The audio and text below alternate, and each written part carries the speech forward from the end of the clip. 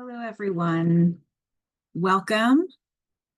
Thank you for coming. I appreciate people taking the time out of their day to attend. I know that it's probably a lot of parents while students try to watch the VMAs in the background, and I promise I will be finished before 7. So you can go watch that, or if you have tickets to Pink, if you're lucky enough, then enjoy. However, also this is being recorded, and we will be putting it on our CalSoap blog before along with the slide deck. So in the chat, I'm going to go ahead and put our website, calsoapsandiego.org, along on with the actual blog and webinar recordings portion. And tonight, what we're going to be talking about is college application essays. So when you do a college application, some universities or colleges will ask you to write an essay or more than one essay as part of their admissions process, and some will not.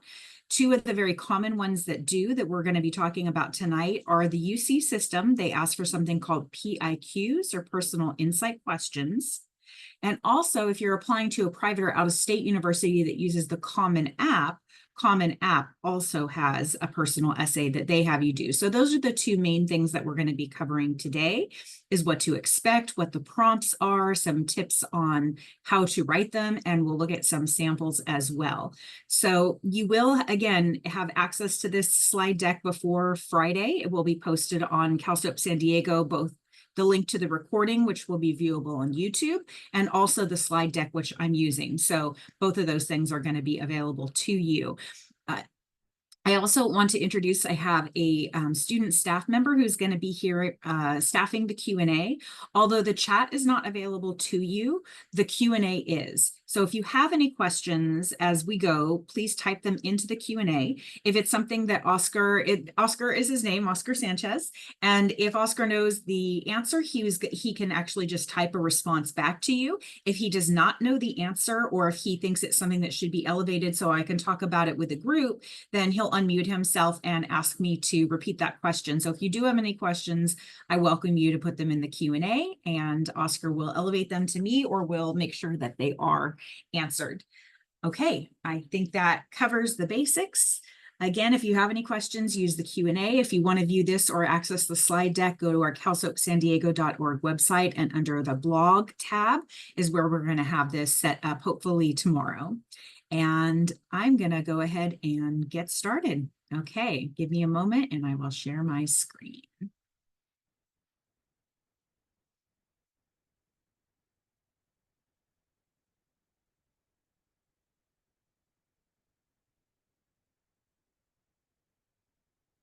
All right. So to begin, CalSoap is our organization. What that stands for is the California Student Opportunity and Access Program. We are under the umbrella of UC San Diego. They are our fiscal agent. And so you'll notice, for example, that's why I have a UCSD email address. We can be found on social media, on X and on Facebook, and we're also on Instagram.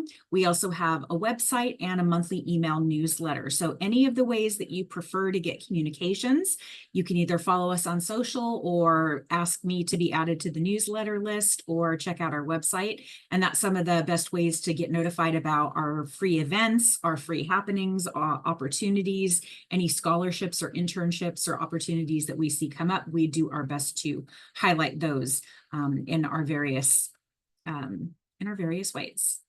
All right. Okay, so I'm going to start by talking about the UC, the University of California, personal insight questions.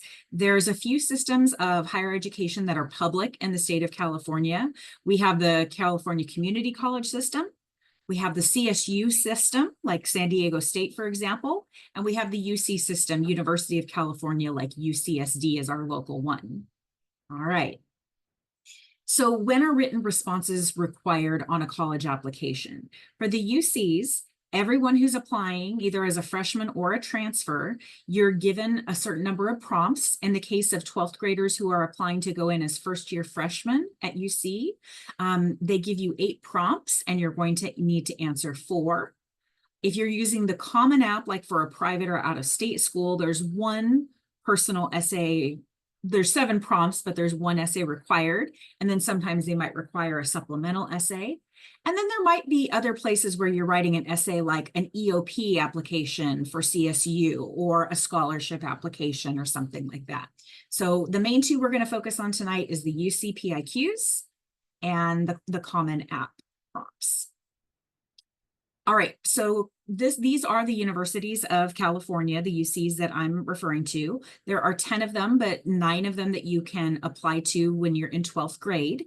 The only one that you cannot apply to for undergraduate is San Francisco. That is a graduate medical school only, but the other 9 that you see here are the choices for students.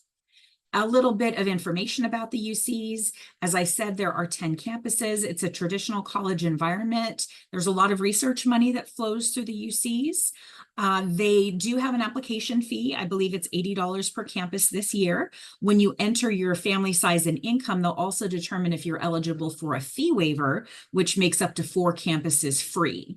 As far as the tuition cost of a UC, the tuition is about $15,000 a year currently. If you tack on fees, tuition and fees, that's a couple thousand more. And then plus, like anywhere, you have the cost of attendance that includes like food, dorms, if you're living on campus, books, supplies, transportation, in medical insurance, et cetera.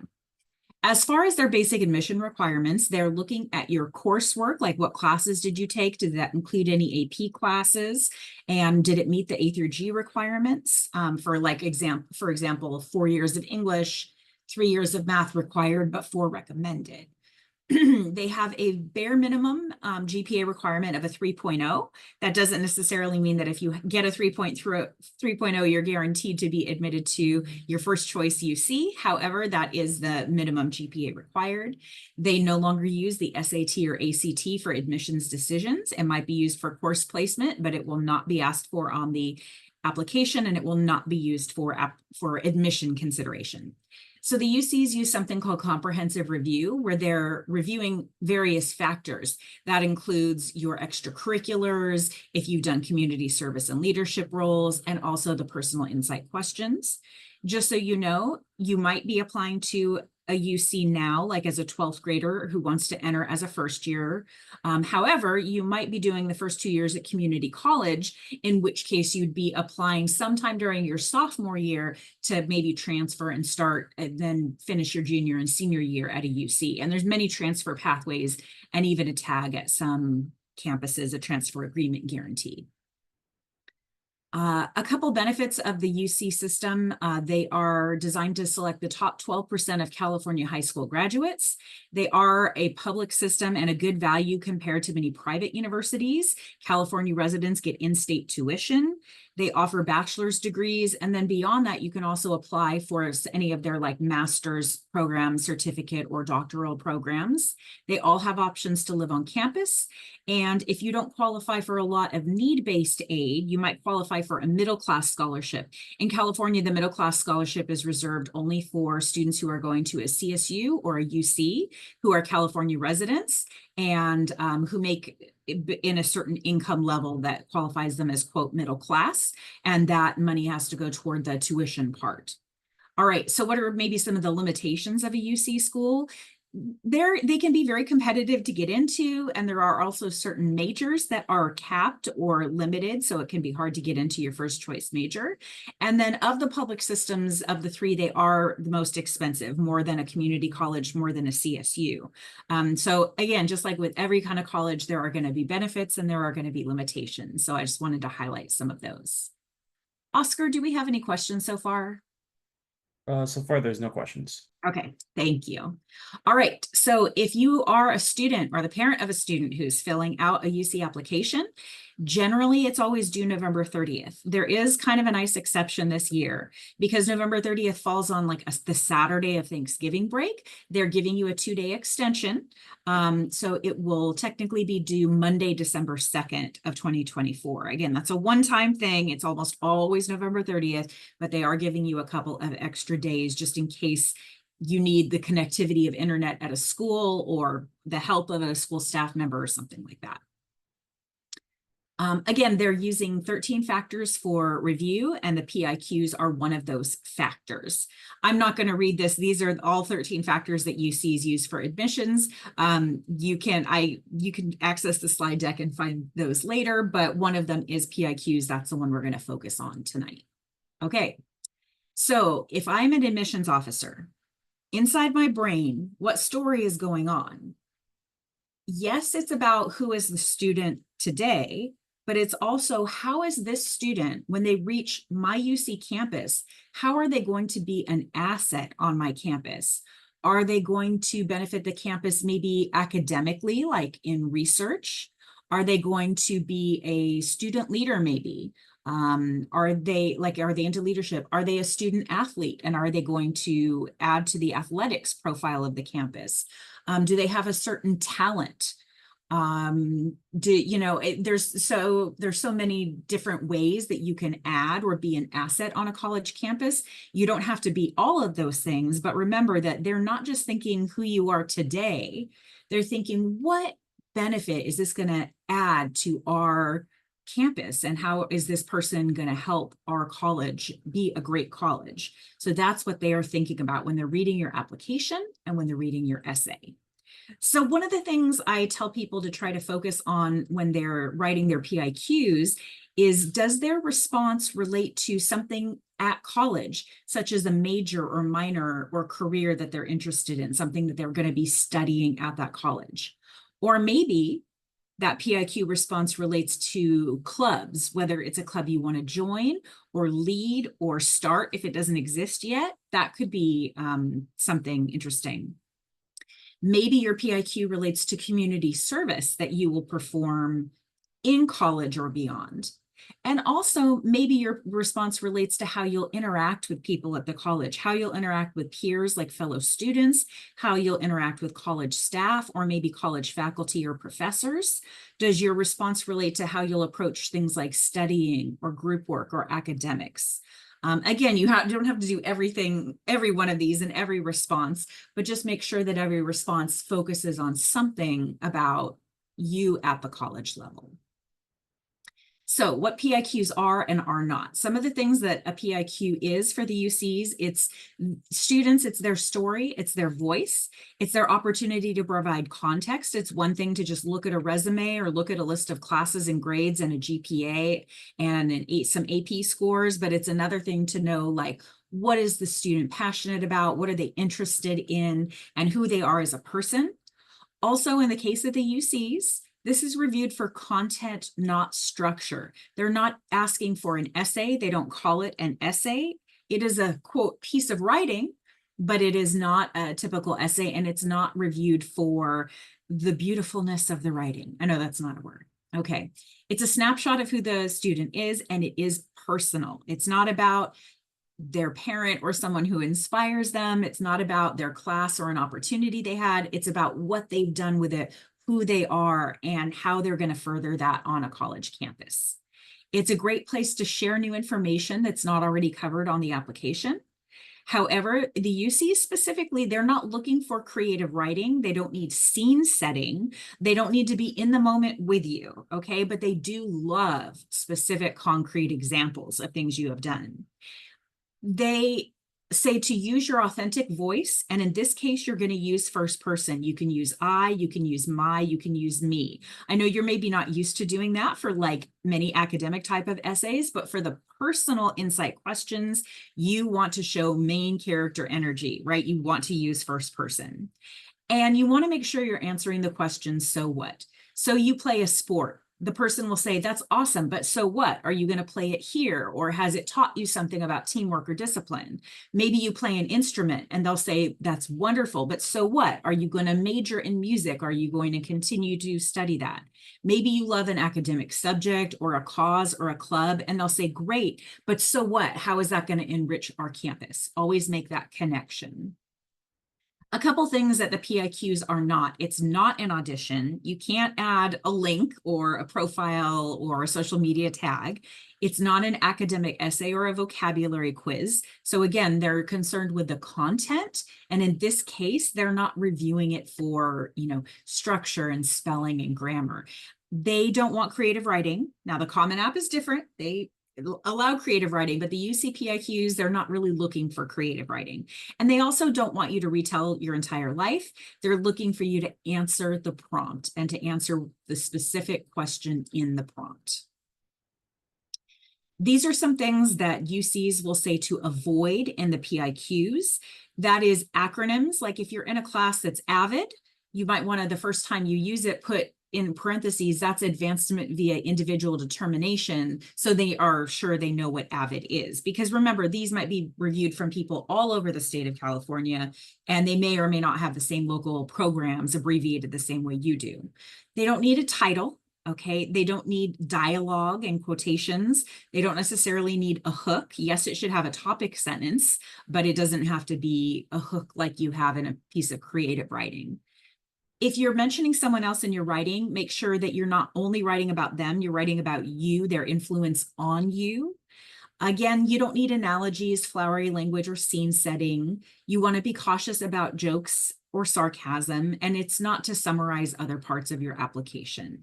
You want to think of it kind of like an interview. If you were in a job interview and someone asked you a question, how would you respond verbally? That's what they're looking for the UCs. There are a couple of prompts, and I'll get to all the prompts in a second, but numbers 4 and 5 specifically are about challenges or barriers. And when you write about that, number 1, I would say you don't have to have a challenge or barrier. And if you do, you don't have to write about it. But if you choose to write about it, sometimes people say, well, I feel like I'm complaining, or doesn't everybody go through that? How am I any different? What I like to say is explain, don't complain. Okay, so you're not writing about this as a complaint, but you might have a significant challenge or barrier or obstacle, and you're going to explain how you overcame it or how you're working on it, what you learned from that, how you're applying that to the rest of your life. Okay, so explain, don't complain is a good thing to remember if you're doing prompt 4 or prompt 5. I also tell people try to be authentic rather than strategic.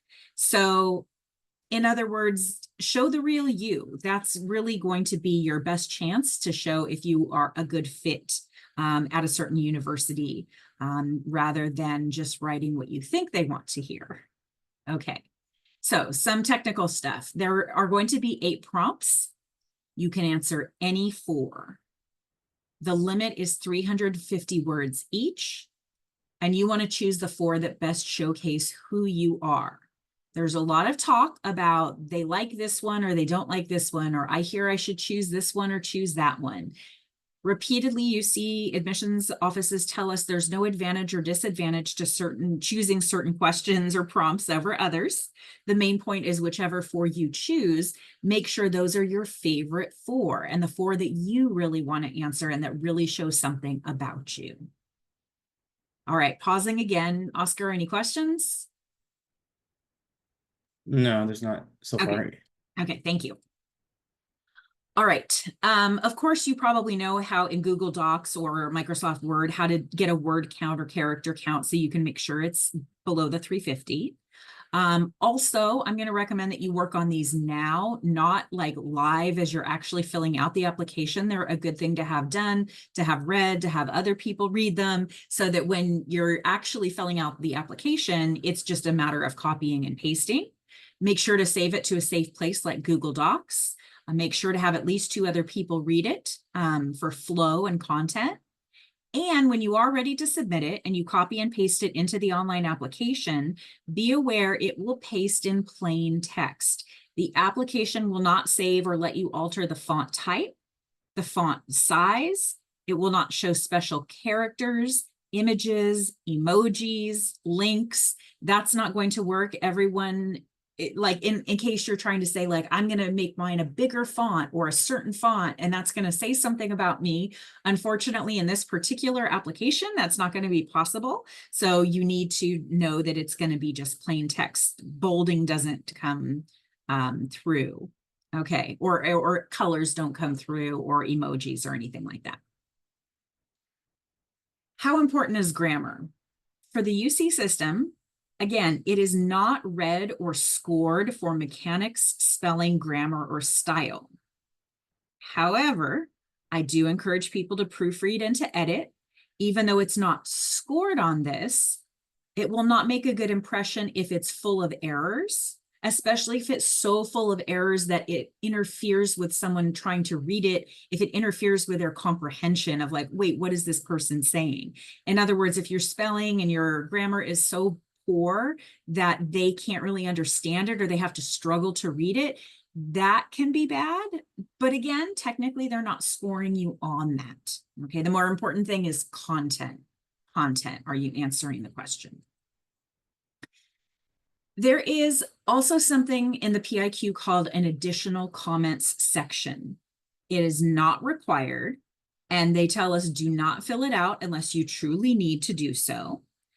Sometimes they say, well, what we get is sometimes the people, they kind of use it as an opportunity to answer a fifth prompt instead of being limited to 4. That's not what they want. But what they do want is they would like you to fill it out if there's information that's not found elsewhere on your application. And I'll give you an example of the type of thing that you might put in additional comments if you need to or if you wish to. If there's any gaps or deficiencies, like if there's a semester you weren't in school, or maybe there's a semester where your grades took or your GPA kind of went down. Maybe you experienced a death of a loved one. Maybe you struggle daily with a learning challenge or a learning disability. Maybe you were experiencing home or food insecurity. There are a lot of things that happen that might explain. Sometimes people move schools or have a hard time adjusting, or if those situations affected you and you want to be able to explain it, the additional comment section is where you have a chance to do that. And it is an open format. It's a 550 word maximum. And again, it's not required. Don't fill it out unless you need to. But if you feel like there's some context I want to give them about me, then you can do that there. Okay, I'm going to actually show you the 8 PIQs, and we'll talk just a little bit about how to think about them. So PIQ number 1, describe an example of your leadership experience in which you have positively influenced others, helped resolve disputes, or contributed to group efforts over time.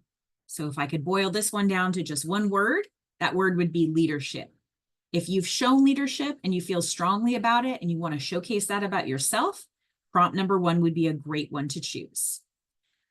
If you're quick writing on it, if you're kind of trying to brainstorm and develop an idea, you could think about, was there a time I stepped up and took the role of leader, maybe in a group or a team or in my family, or I was shift leader at work?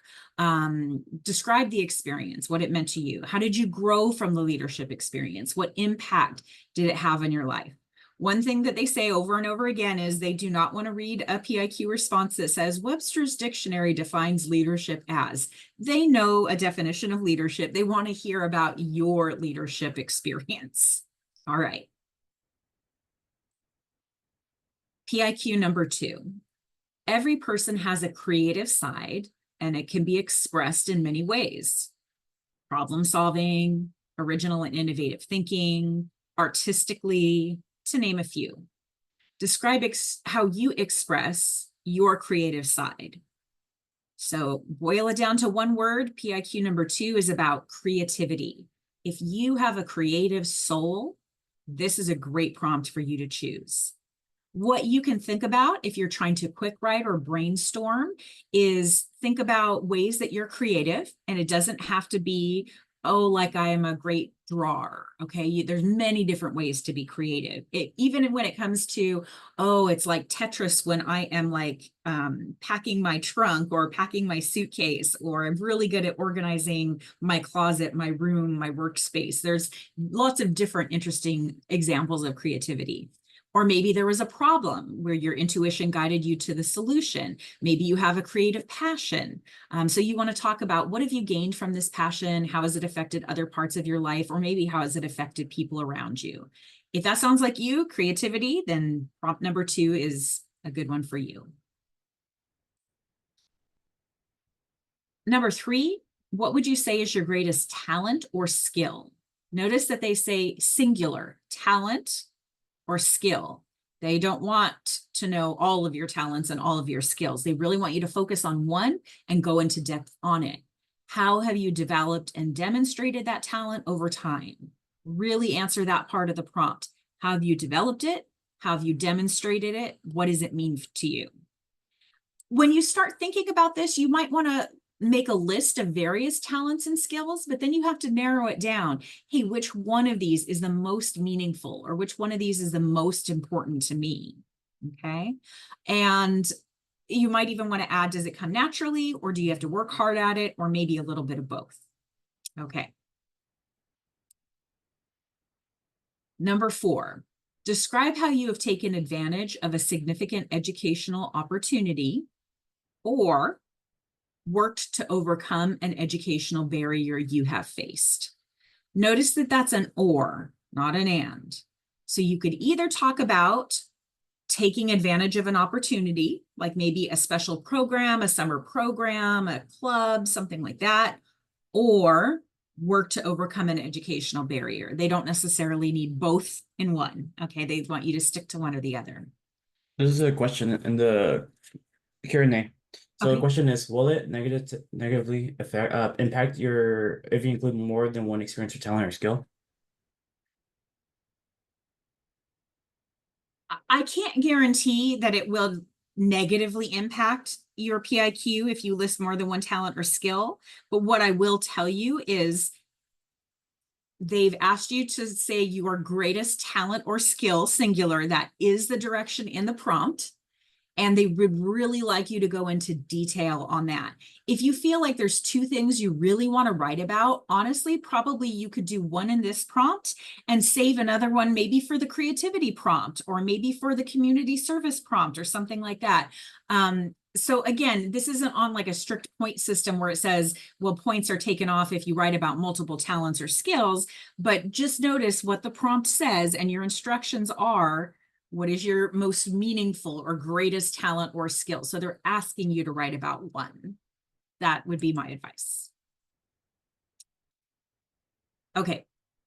So when it comes to opportunities or barriers, you could think about, it's okay, first of all, if you don't feel like you've taken advantage of an opportunity or you're not working to overcome a barrier, that's okay. Don't choose quick write number 4. Don't choose prompt number 4. But maybe you're engaged in something like an educational program, a community-based program, a faith-based program, a mentorship, an internship. Maybe you've had to do something like supplement your coursework online or at a community college or at another school, or maybe you're in a special academy or working on a special curriculum. And also kind of keep in mind for this one that UCs are not trying to compare you to somebody else. They're trying to look at you in the context of your life. Okay, so they can see your academic history and they have at least that much context. All right, number 5. Describe the most significant challenge you have faced and the steps you have taken to overcome this challenge. How has this challenge affected your academic achievement? Notice that, number 1, you don't have to choose this prompt. So if you feel like, I don't really want to write about a challenge, or I don't think my challenge feels like the most important thing about me, you don't have to choose this prompt at all. But if you do, the important thing is to spend minimal time describing the challenge. Most of your words in your essay should be steps you have taken to overcome it, how it's affected you, what you've learned, how you've grown as a person, how you might apply that in college or the rest of your life. So they don't just want to know about the challenge. We all have challenges. What they want to know is, how has this challenge shaped you? Okay, how has this made you different, better, stronger, more resilient, or more sensitive or empathetic, or whatever it is? Okay, so think about, if you had a difficult experience, how did you get through it? If you're working your way through it now, how does it affect aspects of your life, like academics? Did this challenge impact my ability to be a good student? And how am I overcoming this? Okay, although the challenge can be a personal challenge, UCs are asking how it impacted your high school academic achievement. So sometimes they don't necessarily need you to reach back to like a challenge you had, when you were 7. They're more likely to be looking for something that's more recent, like maybe high school age. All right. Number 6, think about an academic subject that inspires you Describe how you have furthered this interest inside and or outside the classroom. So maybe you have a passion for a specific academic subject. Maybe it relates to your activities outside the classroom or your interests outside the classroom. Maybe it ties to your intended major or your intended future career path. If so, how and why is that important to you? And what sparks your desire to learn? Okay. Also, it doesn't have to be a core academic area. It could be like an elective or some subject that you found out about outside of school.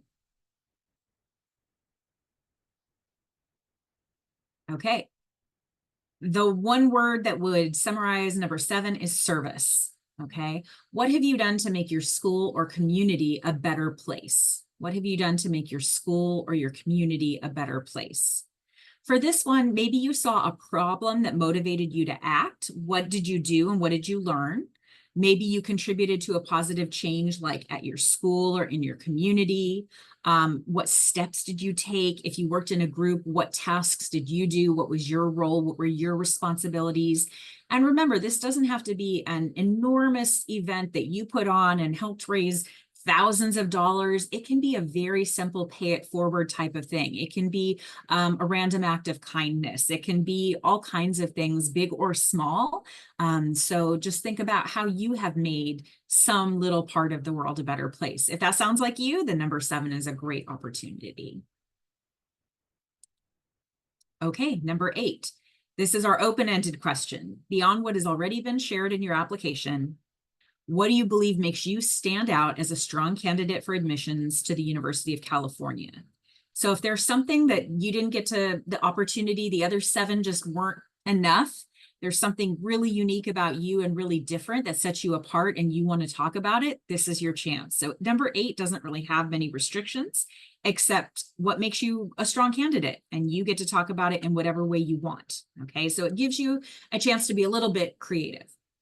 Maybe if you're having trouble with number 8, but you know you want to do it, look at things like think about your daily routine or look at your transcript or look at your resume. What would you need to explain or elaborate on that you couldn't really do in another PIQ? What reflects you inside or outside the classroom? Keep in mind that they're not going to ask for like letters of recommendation or a link to your social media or something like that. They don't review unsolicited supplemental information. So it's going to have to be, if you're going to talk about it, you're going to have to describe it in writing. There's a question. Okay. For PIQ 6, is it okay for the student to talk about a subject not related to their major? Yes, it is definitely okay to talk about a subject not related to their intended major. Maybe it's going to be, maybe there's another reason why it's meaningful to them. Like maybe they don't want to study it in an academic or career context, but it is inspiring for a certain reason. And yes, that is completely fine. Yes. Okay. So again, number 1, leadership. Number 2, creativity. Number 3, greatest talent or skill. Number 4, either an opportunity or overcoming a barrier. Number 5, overcoming a challenge. Number 6, favorite subject. Number 7, service. Number 8, open-ended. So those will be your choices. You've got 8, narrow it down to 4. Yes, it's okay to use some of the same examples and content as you might be using on another essay like the Common App. However, if you just write a Common App essay that's 600 words and then you just cut it off at 350, the UC admissions officers, that's obvious to them. They know if you're just cutting off a longer essay. So make sure that it is crafted specifically as a 350 word response. And again, remember, UCs might not want creative writing, other universities that might be okay. Try to be as specific as you can. If you say I worked hard or I wanted to be a good student, that's not as specific as something like I watched my dad work 2 jobs so I could go to college, and that motivated me to attend after school tutoring 4 times a week to maintain an exceptional GPA. So you're giving concrete details to be exact instead of hazy. If you're giving this essay for somebody else to read, ask them these main questions. How did it make you feel? What did you learn? And if you were the admissions office, would you admit me? Okay, and that's a good question to ask and ask for an honest answer. Okay, so we're going to look at some sample PIQs, and they could be added value. They might have added value to an application, or they might have kind of missed an opportunity. Now, I'll mention that all the essays that I have as examples, none of them are bad. Okay, none of them are a bad essay. None of them are poorly written. Again, you want to think of it as, did this really add value, give context? Or did they miss an opportunity where they could have showcased themselves better? Okay, so this one is the one about the educational opportunity or overcoming an educational barrier. It's 325 words. I'll go ahead and read it, and you can tell me what you can think about what you believe, and then I'll say what a UC admissions officer would say. I've danced along the poverty line my whole life. The soothing melodies from a mother to her child as they drifted to sleep were mere dreams, realities you'd only see in the movies. Life was based on survival, sink or swim, one might say, struggling to stay afloat in this ocean of a world. I quickly recognized that a comfortable life is a luxury that stands far out of my grasp, being forced out of touch with my infantile attributes, my fortitude. Living as the product of an immigrant mother and lower class father, my aspirations oftentimes felt out of my reach. My tolerance for the harsh world grew involuntarily. I was born into destitution, facing life's hardest battles was inevitable. The countless sleepless nights my parents spent in order to keep a roof over our head demonstrated their mettle to my younger self, a mettle I had to endow myself with too. Just like the pale skin and singular dimple I inherited from my mother, I endeavored to grasp her strength. Both in and out of the classroom, I've possessed a deeper spirit than a great number of my peers due to the hardships I've faced. While it's difficult to stray away from the fixed mindset that tells me I cannot afford a better future, I paved the way for the life I've always dreamed of through my education. My exceptional tenacity encouraged me to take advanced placement courses that offer an advantage at a higher educational level. The extravagance of maintaining the successful life my parents could not afford excites me.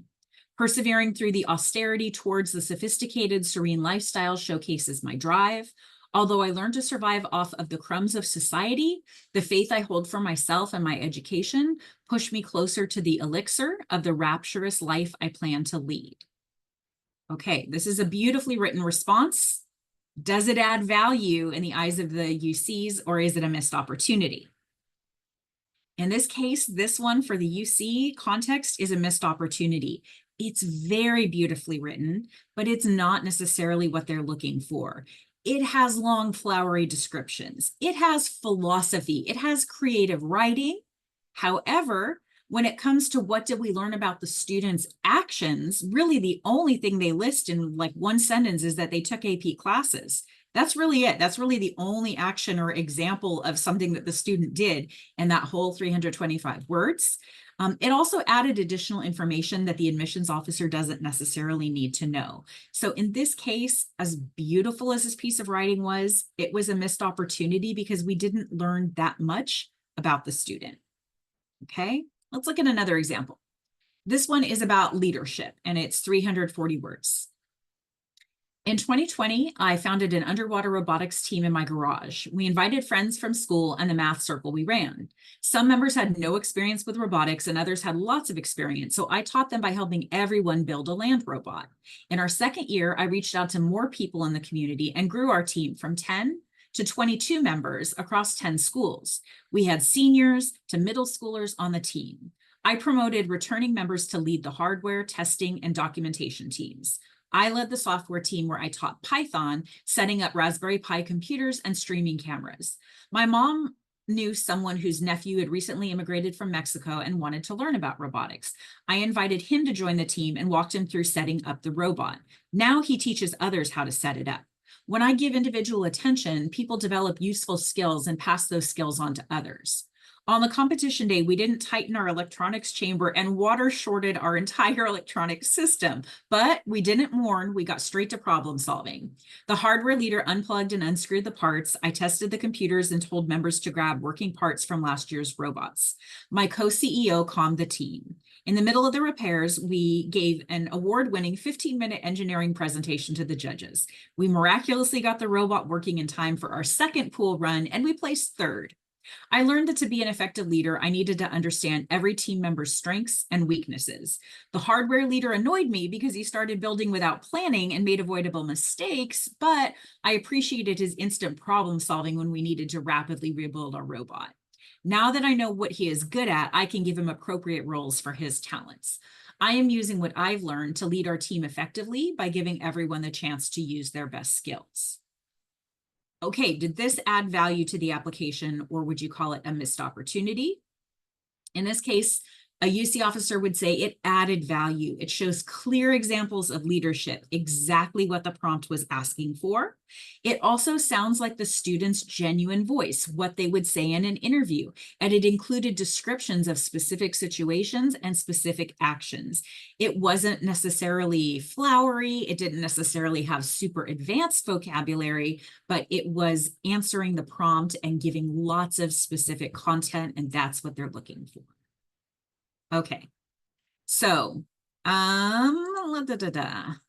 okay, I do want to mention that, yes, the PIQs are different than the Common App prompts, and they're also different than an academic essay that you might write in school. So an academic essay you might write in school, they might ask for an argumentative essay or an expository essay. This is like an interview. Okay, the PIQs are like an interview. Your academic essay will probably have an intro paragraph with a thesis, 2 to 3 to more body paragraphs and a conclusion paragraph. For the PIQ, we only have 350 words, so it can be text block, conversational voice. It doesn't need an introduction paragraph and a conclusion paragraph. It can have an introduction sentence and a conclusion sentence. An academic essay might need to be research-based, and in the PIQ, the only research you're doing is on you. It's about your life experiences. In an academic essay, your argument might need to be supported by quotes from experts or external data. In this case, we don't need quotes or dialogue in the PIQ. And also, while an academic essay might ask for a sources cited or work cited, the PIQs, no external sources or links are requested or even considered. Okay. So now I want to kind of segue from the UC application to another kind of application, which is the Common application. The Common App, for short, is a single application that's shared by over 1,000 colleges, and that does include every Ivy League school, so Princeton, Harvard, Yale, UPenn, Dartmouth, Brown, Cornell, and Columbia. And similarly, elite universities like Stanford, Caltech, University of Chicago, as well as even some out-of-state public universities like Arizona State University as an example. So the Common App allows you to enter information like your name, demographics, activities, extracurriculars, just once for every college that uses the Common App. So you're essentially sending them all the same Common application. The website is commonapp.org. Again, it has hundreds of private universities, out-of-state universities, and programs that use it. For the essay portion, they give you 7 prompts, and you can choose any one. Okay, so this time it's a traditional essay, and it's just one that you choose. Also, the application fee on the Common App, it varies. There are some colleges that charge no fee and it's 0. It might be, as I think the highest one I've seen is $85 per college. They're also going to ask you your family size and income because you might qualify for a fee waiver that allows you to apply to several campuses for free. Okay, how are Common App essays different from the UC PIQs? The Common App is an actual essay. It's not just answering questions. It is a traditional essay. The Common App can be creative writing. It doesn't have to be, but if that is your forte and English is your thing, then the Common App can be a chance for you to shine and to show that talent. Whereas the PIQs, they're not looking for creative writing. The Common App, you only submit one essay that could be a maximum of 650 words. The UC PIQs, you submit 4 short responses that are maximum 350 words each. There's a question in the chat. Okay. The question is, if a student doesn't have outstanding grades, does the essay need to be something better to help the student get accepted despite the grades? I would say absolutely yes. If the college is asking for an essay, that means they are reading it. And sometimes it can impact their decision, like as much as 20 or 30% of their decision might be based on something like the essay and or extracurriculars. So it is really important to make sure that it's a good one if perhaps your GPA is not where you think it needs to be. Yeah. All right. I'm going to skip this text heavy stuff. Okay, so sometimes it's called the PE or the PS, the personal statement or the personal essay. I will mention that some universities that use the Common App, yes, they'll look at that. However, they might ask for a secondary or supplemental essay. And I'm going to give you an example. Brown University is one that asks for some supplemental shorter essays. They have one that is just a 3-word prompt that's like, describe yourself in 3 words.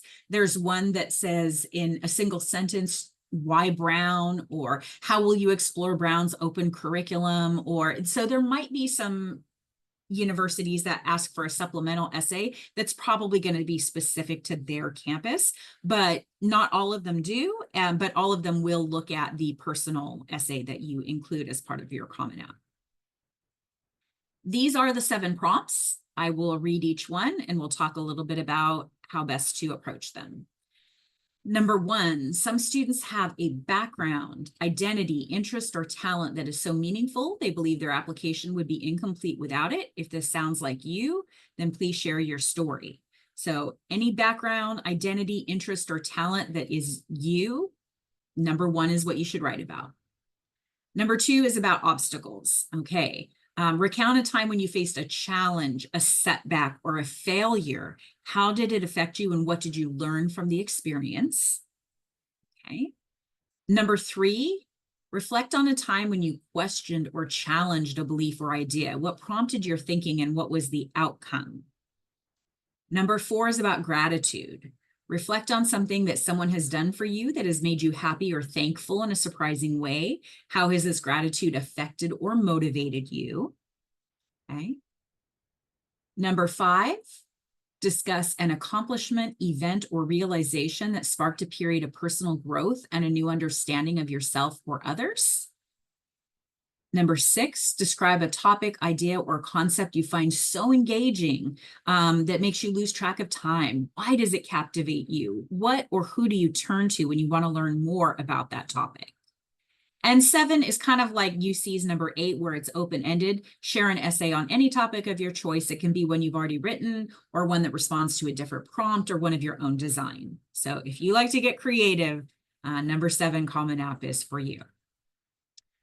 Okay, we don't have time to go into so many details of every one of these, but when you access, if you want, again, to go to our website and access this slide deck, I do have some questions under each prompt that might help you start like quick writing or organizing or brainstorming to see what comes out on the page and what might be useful. So for example, if you're doing prompt number 1, maybe you want to talk about where are your parents from? Where did you grow up? What's your neighborhood or community like?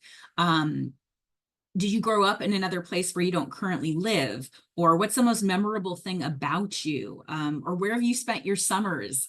Where did you spend your childhood? Anything like that can start getting the ideas flowing. All right, so again, I'm not going to go through all of these, but they will be available to you in the slide deck. So if you're planning to do them and you want a little bit more, okay, what kind of questions should I answer? What should I start writing about? I do have that for the 7 prompts. Okay.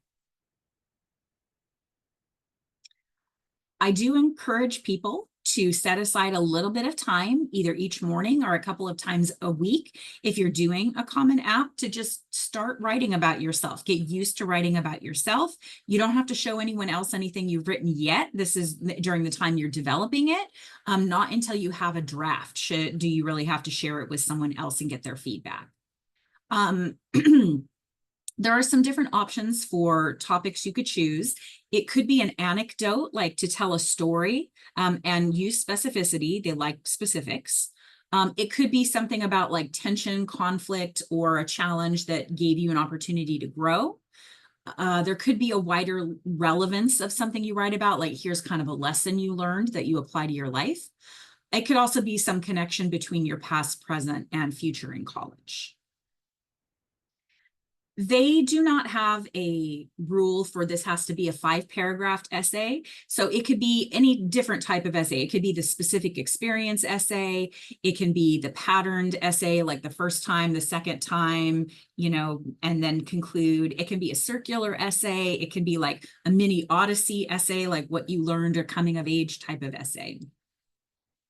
I do recommend that you outline so that you have an organized essay, whether it's 4 paragraphs, 5 paragraphs, 6 paragraphs, doesn't really matter as much as making sure you have an introduction, making sure you have some kind of thesis statement in there, you have some body paragraphs, and that you have a conclusion. Okay. The intro and conclusion don't have to be particularly long, but they do have to be to explain what you're writing about.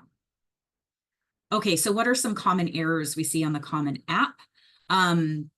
Start by introducing your story. Okay, your story is who you are, so you don't have to like list a bunch of facts about yourself. You can kind of start the story if it's an anecdote type essay. Also, don't hide your thesis. Don't bury it too low. Make sure that it comes somewhere toward the beginning of the essay. Don't mix up the conclusion and the opening paragraph. You want those to be related, but not word for word the same. If you learned a lesson, then don't have the curious case of the missing lesson. Make sure it's clear what you learned. And you don't want to sound either too formal or too glib. You want to have a nice tone that talks about yourself. It's not too braggy, but it's not too humble. Okay. Again, I kind of want to get to the sample essay, so I'm going to skip some of this technical stuff. I'm going to give you an example of a student essay. Now, this was from about 10 years ago, but the student was successful from the Common App in getting into many of the colleges that she applied to. So I want to give you an example of what's a longer essay that's an actual essay organized into paragraphs that might be the type of thing that would be great on a Common App.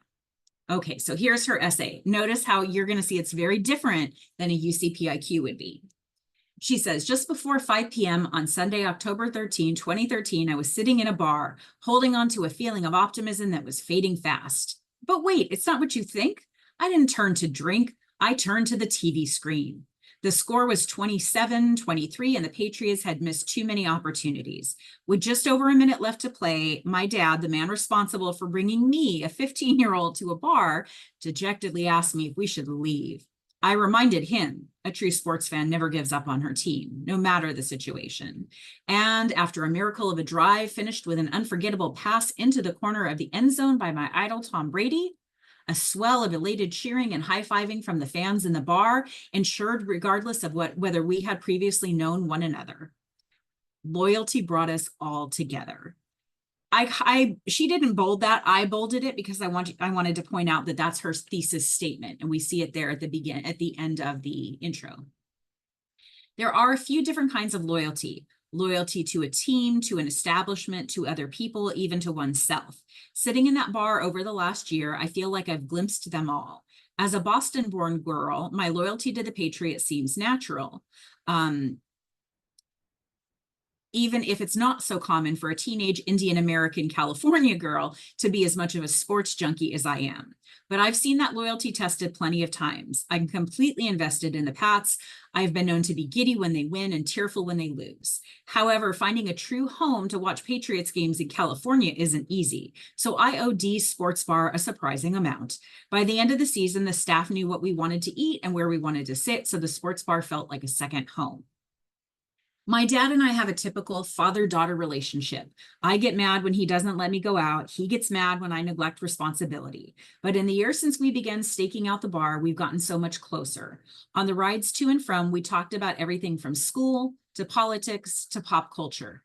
And we talk about sports as equals. My best friend once told me that neither she nor her dad were willing to make the extra effort to find common ground. And I realized how lucky I was. Sports offers my dad and me an inexhaustible topic that we can always turn to. The bar also helped me figure out another kind of loyalty, to myself. Junior year was an emotional year full of difficult academics and the inevitable social drama that comes with high school. The bar showed me that I needed to look forward to something comfortable, a place with no drama, no obligations, and a common goal, or at least a common desperate desire for victory. At the bar, nobody cared what I got on my last math test or which boy was asking my friend to prom. All that matters is the game. This realization isn't limited to just sports. I figured out that I need a place to be completely myself with my team and my dad. This included deciding that I only wanted to stay friends with people who make a positive impact on my life. These were such simple revelations, yet they made all the difference. I have always been loyal to the New England Patriots. From my toddler days as I sat mesmerized in front of the screen to today, as I analyze every statistics that I can get my hands on. I love every aspect of the team, but all of those trips to the sports bar taught me important lessons that apply beyond football. And for that, I am grateful. Okay, so I'll give a little bit of analysis, which shows why this is a great common app response. Remember, we talked about anecdotes and specifics, and she really uses those. She tells a story and she uses these a lot of specifics in her essay. She also includes that thesis statement, loyalty brought us all together, and it tells us what the essay is going to be about and what type of loyalty she shows herself, her dad, her team. Then in discussing the loyalty, she is showing a lot of things that an admissions officer is going to like. It shows her maturity, like how she's grown. It shows her independence. It shows her ability to grow and absorb lessons. When she reflects on things like this included deciding I only wanted to stay friends with positive people, we see that she's a person of integrity. She can think for herself. And it's easy to see that she would be a type of person who would be a great contribution on a college campus. Also, she strikes a great tone. There's kind of a nice balance of both polish and casual that she achieves. So the essay is very readable and also mature. And it sounds authentic, like that she has actually written it. Okay, so that will conclude the slide deck. I want to, at this time, see if there are any questions left that I can address now. Oscar, anything else? Any other questions there? So far, there hasn't been any other questions. Okay. All right. Well, then I'm going to go ahead and conclude because we're at the end of our hour. I know you want to go see Chapel Roan. Do it. Thank you for coming, and look at calsoapsandiego.org. Hopefully we will get that up tomorrow. Oh, there's one more? Yeah. Okay. Last questions. How strict are the restrictions for UCSD? The restrictions on the UCPIQs, I wouldn't call it restrictions. I try to think of it as, look, they're asking you to answer this prompt or answer this question. So do it, answer that question. And if you need to get creative with one, maybe choose number 8 as that one.